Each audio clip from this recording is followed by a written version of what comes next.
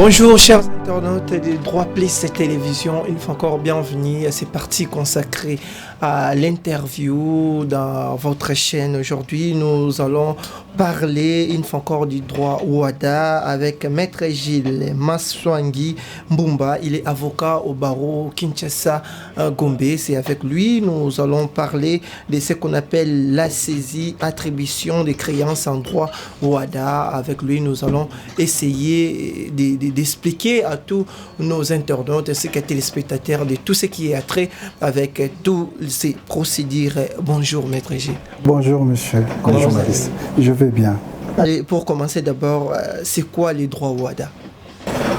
OHADA signifie Organisation pour l'harmonisation en Afrique du droit des affaires. Comme vous l'avez entendu, c'est une organisation internationale, au même titre que l'Organisation des Nations Unies, l'Union africaine, mais c'est une organisation créée par des États africains en vue de l'harmonisation et même l'uniformisation des règles du droit des affaires en Afrique. Oui, comme vous l'avez si bien dit, mais aujourd'hui nous allons parler de la saisie et attribution des créances à droit au OHADA. C'est quoi la saisie et attribution des créances? Merci de la question. Je vais d'abord parachever la première question. Il faut savoir que l'OHADA est né à partir du traité de Port-Louis depuis 1993. Et ce traité est entré en vigueur en 1995, avant d'être révisé en 2008 à Québec. Et s'il faut répondre maintenant à la question de savoir ce que c'est la saisie-attribution des créances, il faut retenir que c'est l'une des procédures prévues par les législateurs OHADA dans l'acte uniforme intitulé comment on appelle ça, acte uniforme sur les procédures simplifiées d'exécution et voies d'exécution.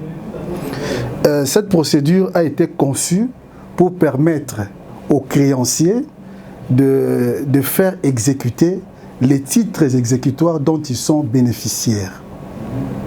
Donc d'abord il faut aussi retenir que la République démocratique du Congo a adhéré à l'OHADA depuis 2012. Donc depuis 2012, lorsque quelqu'un veut recouvrer sa créance, il peut recourir à la procédure de saisie-attribution des créances. Et comme je viens de le dire, c'est une procédure qui est organisée dans l'acte uniforme sur les procédures simplifiées de recouvrement et les voies d'exécution. Parlons-en aussi. Alors, quelles sont les conditions pour enclencher plutôt la saisie et attribution des créances? Pour enclencher la procédure de saisie et attribution des créances, je l'ai dit, il faut être bénéficiaire des titres exécutoires.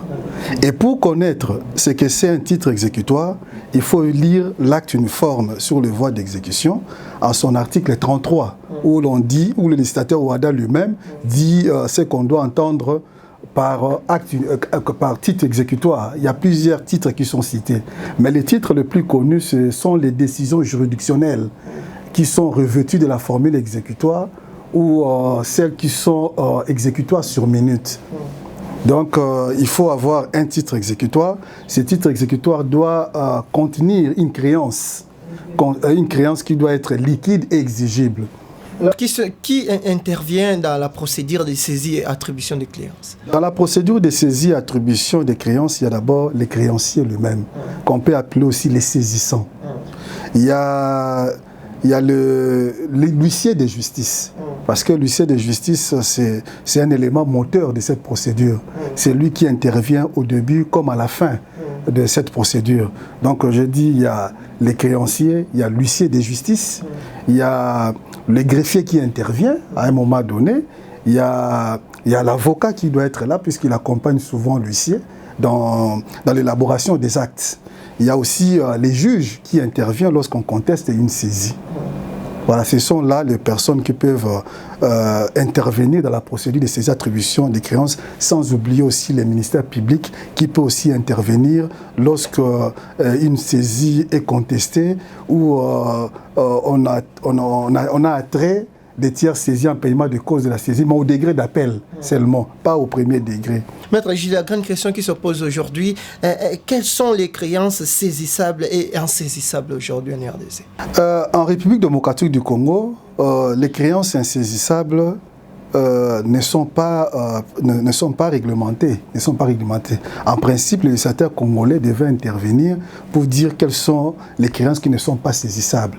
Mais dans la pratique, on allie les créances insaisissables avec l'immunité d'exécution dont bénéficient certaines personnes. Parlant d'immunité d'exécution, là, il faut lire l'article 30 de l'acte uniforme sur les voies d'exécution. On vous dit que les personnes morales de droit public et même les entreprises publiques bénéficient d'immunité d'exécution. Par exemple, vous ne pouvez pas procéder à la saisie et attribution des créances contre les comptes qui appartiennent à l'État lui-même. Puisque quand on dit personne morale de droit public, on voit l'État et ses démembrements.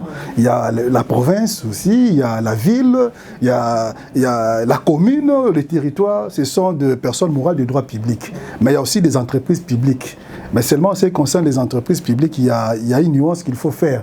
Parce que depuis 2020, la Cour commune de justice et d'arbitrage a jugé que lorsque l'État lui-même a choisi l'une des formes prévues par le droit OHADA, par exemple la forme société anonyme, société à responsabilité limitée et j'en passe, en ces moments-là, l'État, à travers cette entreprise publique, ne peut plus bénéficier d'immunité d'exécution, même si l'État a la totalité de parts sociales.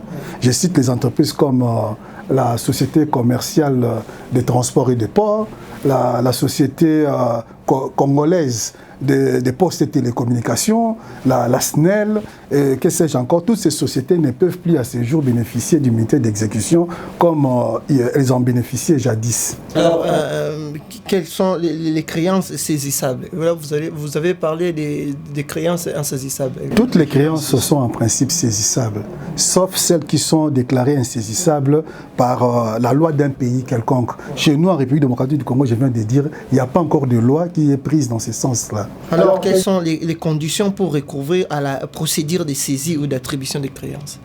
Les conditions, pardon, vous avez parlé de conditions. Oui. Les conditions, j'ai déjà dit qu'il faut avoir un titre exécutoire qui constate une créance liquide et exigible. Peut-être que vous voulez parler... Plutôt les étapes, plutôt. Pour ce qui concerne les étapes, d'abord, j'avais dit au départ, il faut être bénéficiaire d'un titre exécutoire. Très souvent, c'est un jugement, un arrêt ou une ordonnance. Et cette décision de justice doit être revêtue de la formule exécutoire. La formule exécutoire, c'est la mention qu'on appose sur la décision que voilà, moi, Félix Tshisekedi, président de la République, tout ça, puisque les décisions de justice chez nous ici sont exécutées au nom du chef de l'État, mais elles sont rendues au nom du peuple congolais. Il faut qu'on appose cette mention-là qu'on appelle en grand caractère. C'est pourquoi on appelle ça aussi grosse ou encore formule exécutoire. Alors, quels sont les avantages du droit au OHADA en République démocratique du Congo d'une manière générale avant d'enchaîner sur la saisie et attribution des créances en droit OHADA? Bon, les avantages, on peut les trouver dans les chefs des concepteurs de ces droits OHADA. Ce qu'ils poursuivent, c'est l'harmonisation et même l'uniformisation des règles. Il ne faudrait pas qu'on soit au Sénégal et qu'on ait affaire à d'autres lois. On vient en République démocratique du Congo, d'autres lois. Si les lois sont uniformes, c'est avantageux d'abord. De l'harmonisation. Oui, quand on parle de l'harmonisation, quand les lois sont uniformes, d'abord ça met à l'aise les opérateurs économiques. Donc ils peuvent investir en RDC comme au Sénégal, comme en Côte d'Ivoire. Ce sont les mêmes règles. Et donc, ça a été créé dans ce sens-là. L'État aussi bénéficie parce que ça peut aussi attirer les investisseurs qui vont se sentir sécurisés par rapport aux lois qui vont être prévues. Alors, pour continuer par rapport à notre thématique, alors, maître, quelles sont les obligations du tiers saisi? D'abord, le tiers saisi, c'est la personne qui détient de l'argent pour votre débiteur, parlant d'un créancier. Alors, quels sont ses devoirs? Son devoir sont que, par exemple, lorsqu'on lui signifie l'acte de saisie, le tiers saisi doit déclarer ce qu'il détient pour les débiteurs. Il doit dire, par exemple, que tel a un compte chez moi Et ce compte-là s'intitule compte courant ou compte épargne, par exemple. Et cette créance est d'autant. Il ne va pas s'arrêter là, il doit aussi produire les pièces justificatives. Donc, il doit communiquer les pièces justificatives. Donc, le tiers saisi, ces obligations sont prévues aux articles 38 et 156 de l'acte uniforme. Il doit collaborer avec l'huissier de justice. Il doit collaborer avec, dans la procédure de saisie-attribution des créances. Puisque si les tiers saisis ne collaborent pas, on peut les poursuivre en lieu et place du débiteur. Alors, maître, une fois la procédure est déclenchée, alors quelles sont les juridictions, plutôt, ce qu'on dit, compétentes en matière de saisie et obligation des créances en RDC? La juridiction compétente est prévue à l'article 49 de l'acte uniforme. C'est le juge d'urgence. Et en principe, les législateurs congolais devaient aussi prendre une loi pour déterminer cette juridiction compétente-là en cas de matière d'urgence ou en matière d'urgence. Mais ce n'est pas encore prévu. Dans la pratique, qu'est-ce qu'on fait? On voit simplement l'origine du titre exécutoire. Si c'est une décision rendue par les tribunaux de grande instance, en cas de contestation, par exemple, où le juge d'exécution, c'est le président du tribunal de grande instance. Si ce titre émane du tribunal du travail, en cas de contestation ou de contentieux d'exécution, c'est le président du tribunal du travail. Ainsi de suite, et aussi pour les tribunaux de paix, c'est la même chose. Donc, tout dépend de l'origine du titre exécutoire. Et pour bien comprendre cela, il faut lire l'article 113 de la loi organique portant organisation, fonctionnement et compétences de juridiction de l'ordre judiciaire de 2013, qui dit que toutes les décisions ou les contentieux d'exécution de toutes les décisions sont de la compétence du tribunal de grande instance, sauf les décisions rendues par les tribunaux de paix. C'est-à-dire que ces tribunaux de paix sont compétents pour connaître du contentieux de leurs décisions qu'ils rendent. Mais la loi créant, par exemple, le tribunal de travail a prévu aussi que les tribunaux de travail puissent connaître aussi des contentieux d'exécution. Mais la nuance, c'est que quand on conteste une saisie, par exemple, ou si lorsqu'on veut poursuivre les tiers saisis en paiement de cause de saisie, on ne saisit pas les tribunaux, mais on saisit les présidents du tribunal comme juge d'urgence. Et lui, il peut décider de désigner un autre magistrat, et on l'appelle magistrat délégué ou juge délégué. Alors, donc c'est ça. Alors, maître, qu'en est-il de l'immunité d'exécution? J'en ai déjà parlé, j'ai dit que l'immunité d'exécution, c'est un droit reconnu aux personnes morales de droit public ou aux entreprises publiques de bénéficier d'immunité ou de voir leurs biens ne pas être saisis par la procédure de saisie-attribution des créances.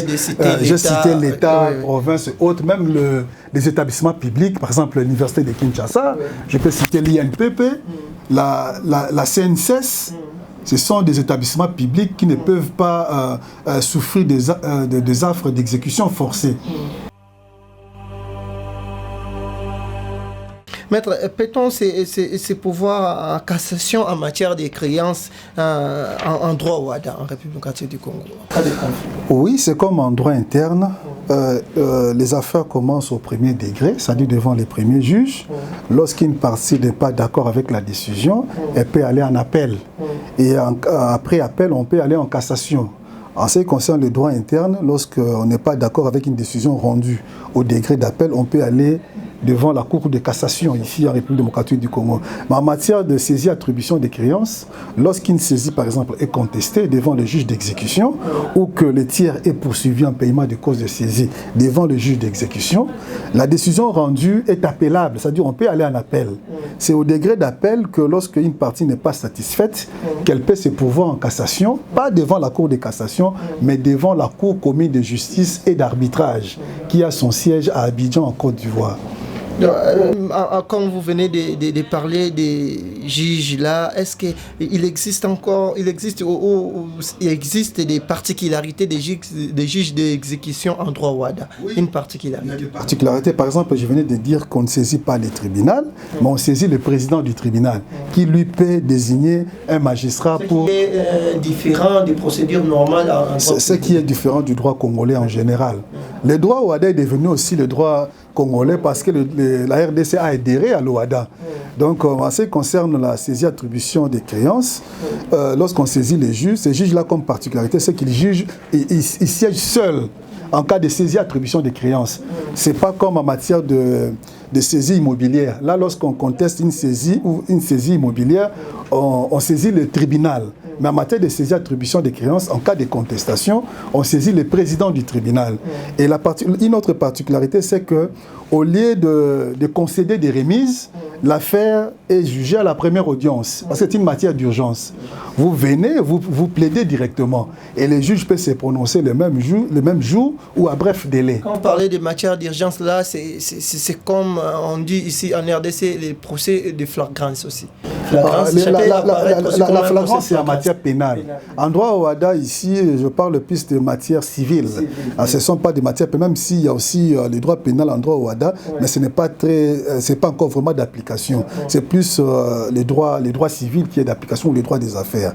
Donc, la particularité ou les particularités du juge d'exécution, en dehors du fait qu'il siège seul avec le greffier, sans le ministère public, mais il y a aussi le fait que l'on ne peut pas concevoir, par exemple, qu'on soulève l'exception des surséances en application du criminel tient le civil en état. Par exemple, quelqu'un qui est devant le juge d'exécution, il vient demander au juge de surseoir parce qu'il a saisi un juge pénal. Cette histoire ne passe pas en matière d'urgence. C'est la particularité de cette procédure. Aussi, lorsque quelqu'un veut faire une intervention volontaire, en droit interne, on fait ça on vient directement à l'audience, on fait intervention volontaire. Mais en droit au WADA, en matière d'exécution, là, il faut faire ça par voie d'assignation. Vous devez signifier aux parties une assignation pour intervenir dans un procès qui ne vous concerne pas au départ. Et si vous voulez prendre part à ces procès, vous devez faire une assignation. Et aussi, la particularité de cette matière, c'est que au lieu en cas de décision, pour aller en appel, au lieu d'observer 30 jours comme en droit commun, comme en droit congolais d'une manière générale, et là, il faut observer seulement 15 jours. Et lorsque le tiers est condamné au paiement des causes de la saisie, le tiers a 15 jours pour aller en appel, et les 15 jours, on les compte à dater du prononcé de la décision. Mais quand il s'agit de la contestation d'une saisie, là, les 15 jours sont comptés à dater de la notification de la décision.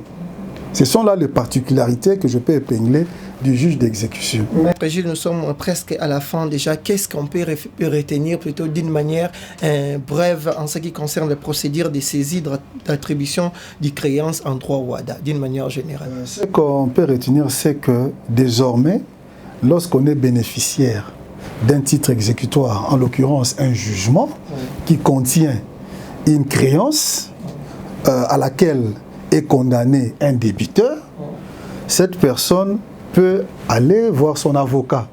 Et l'avocat ne va pas travailler seul, il va travailler avec un huissier de justice. Parce que c'est cet huissier de justice qui est chargé non seulement d'élaborer les actes de saisie en collaboration avec l'avocat, c'est cet huissier qui va aller signifier l'acte de saisie au tiers saisi. Le tiers saisi peut être n'importe qui détient des sommes pour les débiteurs. Très souvent, ce sont des banques. Vous savez qu'au Congo, maintenant, il y a la bancarisation. Tout le monde a un compte en banque et très souvent, lorsque quelqu'un vous doit, on va chercher dans les banques si cette personne a des comptes là-bas ou pas. Et puis, il faut retenir qu'en droit au WADA, on ne saisit pas les comptes. Ce qu'on saisit, ce sont des créances. Si quelqu'un vous doit 100 000 $, et que dans son compte, il a 200 000 $, on ne saisira que les 100 000 $. Mais le compte va continuer à fonctionner. Et les 100 000 $ saisis vont être cantonnés. Et les débiteurs peuvent continuer à utiliser son compte et même à faire des retraits pour ce qui est des sommes qui ne sont pas concernées par la saisie. Alors, il faut aussi retenir que lorsqu'on signifie au tiers saisi un acte de saisie, ce tiers est astreint à certaines obligations. Donc, il doit collaborer aux opérations de saisie, il doit déclarer ce qu'il détient au nom et pour les comptes du débiteur pour ne pas être condamné à la place du débiteur. Et après la signification de l'acte de saisie, l'huissier a le devoir de dénoncer cet acte de saisie au débiteur. Dénoncer signifie informer les débiteurs que voilà, il y a une saisie qui est opérée sur tes avoirs bancaires dans telle banque ou auprès de telle personne. Et vous avez un délai d'1 mois pour contester la saisie. Et on vous indique la juridiction compétente qui doit connaître de cette action en contestation. Donc, et après, le juge, lorsqu'il est saisi par voie d'assignation, un document qu'on appelle assignation, qui reprend les motifs de cette contestation. Et le jour de l'audience, l'affaire est plaidée à la première audience. À cette audience-là, il n'y a pas d'officier du ministère public au premier degré. L'officier du ministère public n'intervient qu'au degré d'appel. Et même lorsque le dossier va en cassation, le ministère public n'intervient pas. Et devant le juge d'urgence, les choses se font un peu autrement que d'ordinaire. On plaide à la première audience, on peut se prononcer à bref délai. Et en cas d'appel, les parties se retrouvent encore en appel. En cas d'appel, on ne saisit pas le président du tribunal ou le premier président. À ce moment-là, on saisit le tribunal ou la cour au degré d'appel. Et là aussi, la particularité, c'est que l'on doit plaider cette affaire à la première audience, parce que l'urgence continue même au degré d'appel. Et lorsqu'une partie n'est pas d'accord avec la décision rendue en appel, il peut se pourvoir devant la Cour commune de justice et d'arbitrage. Peut-être que c'est qu'on n'a pas dit au cours de cette émission, quand est-ce que les tiers saisis payent les sommes qui ont été saisies. Les tiers saisis payent dans 3 cas. Premier cas, lorsque le débiteur à qui on a dénoncé la saisie n'a pas contesté celle-ci, le créancier est en droit de solliciter, d'obtenir ce qu'on appelle les certificats de non-contestation. Et ce certificat est délivré par un greffier. C'est le greffier de la juridiction qui devait connaître des contestations. Et lorsque ce certificat est délivré, l'huissier ou le créancier lui-même ou l'avocat s'amène auprès du tiers saisi, lui montre le certificat et en ce moment-là, le tiers saisi n'aura pour obligation que de payer. Et si le tiers saisi refuse de payer, il peut être assigné en paiement de cause de la saisie pour être condamné en lieu et place du débiteur. Ça, c'est la première hypothèse. La deuxième hypothèse, c'est que le débiteur lui-même peut autoriser le paiement. On lui signifie la dénonciation. Il dit, bon, ça ne sert à rien, les tiers peuvent payer. Là, à ce moment-là, par une lettre express, à ce moment-là, les tiers, c'est-à-dire le créancier, l'huissier ou son avocat, s'amène avec la lettre devant les tiers saisis et les tiers saisis s'exécutent. Un autre cas, et le dernier, c'est qu'après contestation, lorsque la contestation est rejetée, vous contestez, mais on rejette votre contestation. Et le juge dit que cette décision est exécutoire sur minute. Là, on va directement chez les tiers, et les tiers doivent payer au vu de la décision là. Mais si la décision n'est pas exécutoire, on n'a pas dit que c'est exécutoire sur minute, il faut attendre que le juge d'appel puisse se prononcer. En ce moment-là, si le juge d'appel rejette la contestation, on peut s'amener avec la décision du juge d'appel devant les tiers saisis et ces derniers est tenu de payer. Voilà ce qu'il faut retenir en matière de saisie, attribution des créances. Alors, Maître Gilles, votre mot de la fin pour aujourd'hui, parce qu'on aura encore d'autres occasions pour parler aussi d'autres sujets par rapport au droit au WADA. Le mot de la fin, c'est que je vous remercie d'abord d'avoir pensé à moi, en tant que doctrinaire aussi en droit WADA, puisque j'ai écrit un ouvrage intitulé « La saisie et attribution des créances en droit WADA ». Et je parlais des procès tenus en République démocratique du Congo. C'est plein de jurisprudence. Je vais encore recommander aux praticiens de droit, je pense aux magistrats, aux huissiers de justice, aux avocats, cet ouvrage qui contient beaucoup de bonbons de sagesse. Merci encore d'avoir effectué les déplacements. Merci, chers internautes. Nous sommes arrivés à la fin de ces parties réservées à l'interview. Nous étions récits aujourd'hui par Maître Gilles Maswangi Bumba. Il est avocat au barreau Kinshasa Gombe. Il est aussi écrivain. Il a écrit beaucoup de livres. À la prochaine, vous allez voir, nous allons aussi décortiquer tous ces ouvrages. On se retrouve déjà très bientôt pour notre interview. Au revoir.